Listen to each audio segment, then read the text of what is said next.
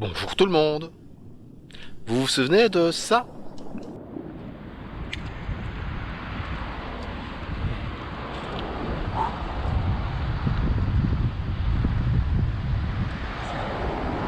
Oh!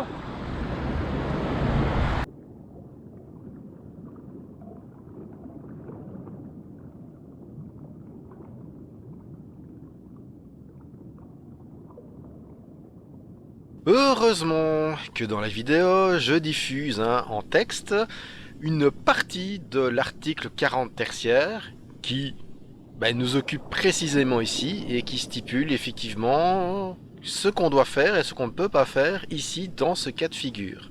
Heureusement que j'ai mis cet article dans la vidéo, sans quoi j'aurais eu des rageux qui auraient raconté n'importe quoi.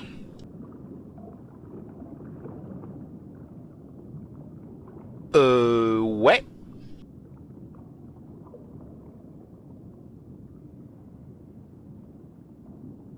Ah, c'est quand même pas possible.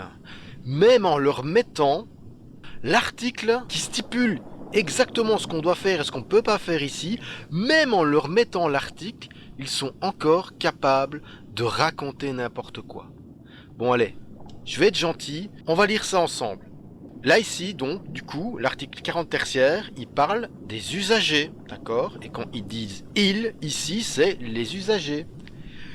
Il ne peut s'approcher d'un passage pour cyclistes et conducteurs de cyclomoteurs à deux roues qu'à l'allure modérée de façon à ne pas mettre en danger les usagers qui y sont engagés.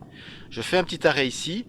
À partir du moment où le premier conducteur m'a cédé la priorité et que je me suis engagé, par définition, je suis engagé et donc tous les autres conducteurs sont tenus, comme le stipule l'article 40 tertiaire, de me céder le passage et de me laisser terminer mon passage.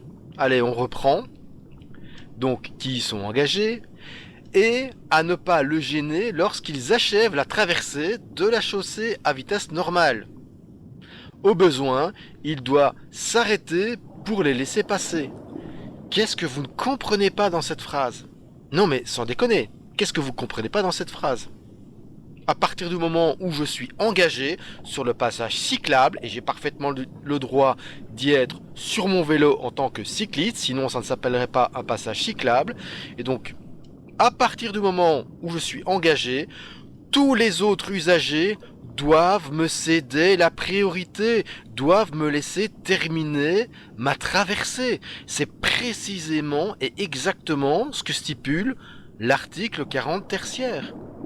Donc tous ceux qui ont raconté le contraire racontent n'importe quoi et encore une fois, comme d'habitude, et c'est clair que sur TikTok c'est encore pire qu'ailleurs, vous démontrez simplement votre incompétence en ce qui concerne le code de la route.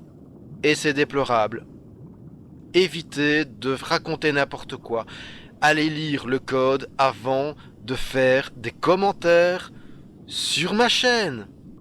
Ah oui, j'ai eu ces deux commentaires, tiens, ça m'a bien fait marrer.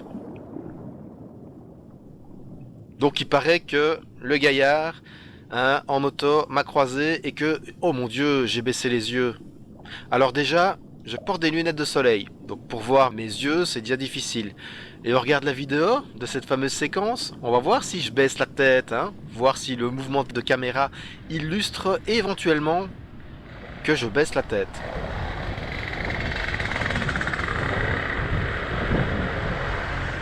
Ben, j'ai pas vu de mouvement moi. Et vous? Allez, bonne route tout le monde.